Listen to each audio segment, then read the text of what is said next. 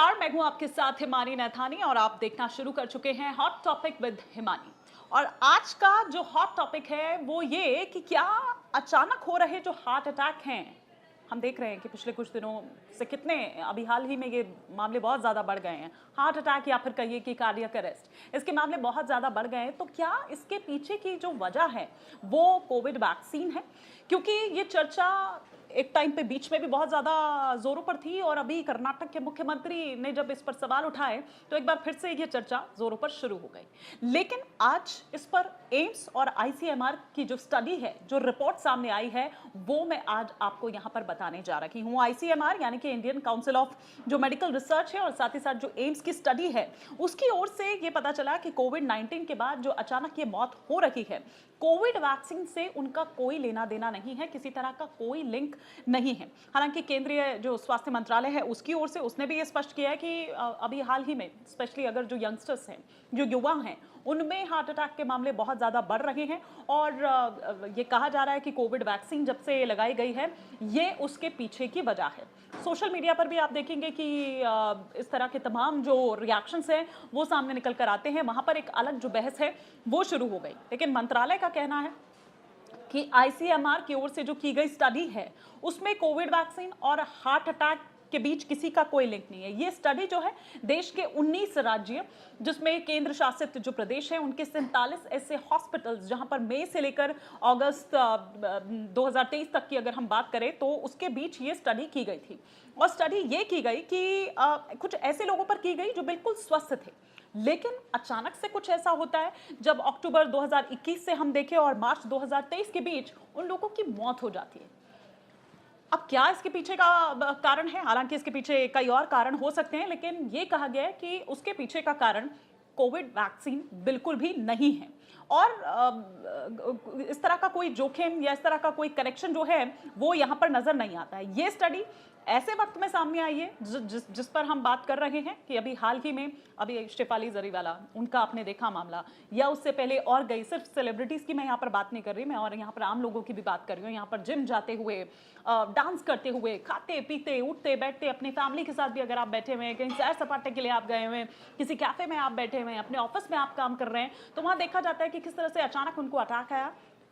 और उनकी जान चली गई। तो ये अब एक बार फिर से शुरू हो गई कि ये मौतों के जो मामले हैं वो बड़े हैं, तो इसके पीछे की वजह ये नहीं है। आईसीएमआर और साथ ही साथ national centre for disease control, जो कि अचानक हो रही इन मौतों के पीछे की क्या आखिर रीजन है, क्या आखिर कारण है, उस दिशा में काम कर रही है। और इस स्टडी में अभी तक जो सामने आया है, जीवन शैली, लाइफस्टाइल जो आपका है, उसको कारण माना जा सकता है, या फिर आनुवांशिक भी कहा जाता है कि ये हो सकता है कि इस वजह से कुछ हो। तो ये अभी तक जो ये मौत हुई 2021 अक्टूबर से लेकर और मार्च 2023 तक, तो उनके पीछे लाइफस्टाइल और आनुवांशिक हो सकता है कारण, ये और इसके पीछे कोई कारण हो सकते हैं, कोई और वजह हो सकती है, कोई और बीमारी हो सकती है, ये कारण निकलकर सामने आए हैं। आईसीएमआर और साथ ही साथ एम्स की स्टडी को कर्नाटक के जो सीएम हैं यानी कि सिद्धारमैया, उनके उस बयान के एक दिन बाद सार्वजनिक किया गया है, जिसमें उन्होंने ये कहा था कि कोविड वैक्सीन को जल्दबाजी में मंजूरी दे दी गई और जो उसका डिस्ट्रीब्यूशन है उसके बाद राज्य में जो युवाओं की अचानक ये मौत बढ़ी है हार्ट अटैक से, ये दरअसल उसके कारण हो सकता है। उन्होंने कोविड वैक्सीन के संभावित जो साइड इफेक्ट है उसकी स्टडी के लिए एक पैनल गठन करने की भी यहाँ पर बात कही थी और उसी के बाद दरअसल जो ये रिपोर्ट है वो सार्वजनिक की गई है, जो कि 2021 से लेकर 23 तक में, जैसा कि मैंने बताया कि जो स्टडी की गई थी। ऐसे 19 राज्य, ऐसे 47 हॉस्पिटल्स जहाँ पर अलग अलग, और ये किन किन लोगों में हुई, ज्यादातर जो एज ग्रुप था वो था 18 से लेकर 45 साल के लोगों के बीच में, कि आखिर क्या वजह रहा। हालांकि अब वो वजह कि उनकी मौत अगर कोविड वैक्सीन नहीं थी तो फिर क्या था, उस दिशा में काम किया जा रहा है लगातार, उस पर भी रिसर्च की जा रही है, उस पर भी स्टडी की जा रही है। लेकिन ये भी कहा जा रहा है कि जैसे कमाल राशिद खान, वो आजकल आपने देखा होगा कि किस तरीके से वो पाकिस्तानी भाषा ज़्यादा बोलते हैं, वो पाकिस्तान पर ज़्यादा नज़र आते हैं, क्योंकि उनके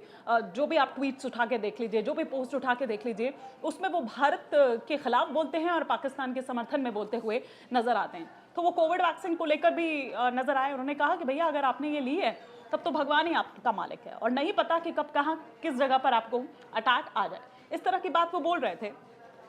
तो जब सिद्धारमैया की ओर से ये बयान सामने आया तो कहा गया कि आप एक गरिमामयी पद पर हैं, आप एक मुख्यमंत्री हैं राज्य के, आप इस तरह की बात करते हैं तो ये अच्छा नहीं लगता है, ये शोभा नहीं देता है। अगर ये लोग ये बात करें तो चलिए तब तो फिर भी समझ आता है, लेकिन ये जो इसको सही नहीं ठहराया गया है, इसको गलत बताया गया है कि इस तरह के जो बयान हैं, इस तरह की जो पोस्ट है, इस तरह के जो स्टेटमेंट्स हैं, वो लोगों के मन में एक भय पैदा करते हैं। तो इस स्टडी में दरअसल यही देखने की यहाँ पर कोशिश हुई और जानकारी ली गई। बट एज पर स्टडी हम बात करें, रिपोर्ट बात करें, तो कोविड वैक्सीन के से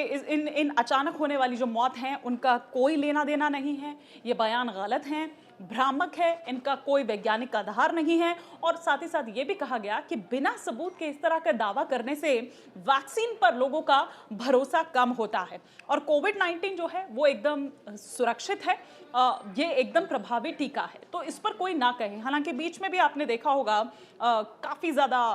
पॉलिटिकल जो लोग हैं उनकी तरफ से भी इस तरह की बात कही गई थी। कोवैक्सीन को लेकर, कोविशील्ड को लेकर इस तरह के जो तमाम सवाल हैं वो उठाए गए थे। अब जब सिद्धारमैया की ओर से इस पर बात कही गई और पैनल बिठाने की बात कही गई और ये कहा गया कि राज्य में डिस्ट्रीब्यूशन एंड ऑल, इन तमाम बातों को लेकर जब उन्होंने कहा तो इसके बाद एक बार फिर से ये चर्चा अब जोर पकड़ने लगी है कि क्या वाकई ऐसा है। तो इस पर ICMR द्वारा, एम्स द्वारा जो स्टडी की गई थी उस रिपोर्ट को रख दिया गया।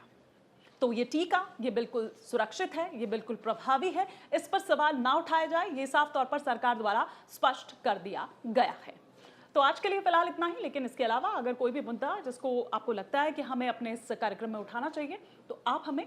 कमेंट बॉक्स में बता सकते हैं। जहाँ भक्ति है हर शब्द में, कथाओं में छुपे हैं दिव्य रहस्य और ज्योतिष देता है जीवन को दिशा। धर्म से जुड़ी हर बातों को जानने के लिए हमारे चैनल स्तुति को सब्सक्राइब करें।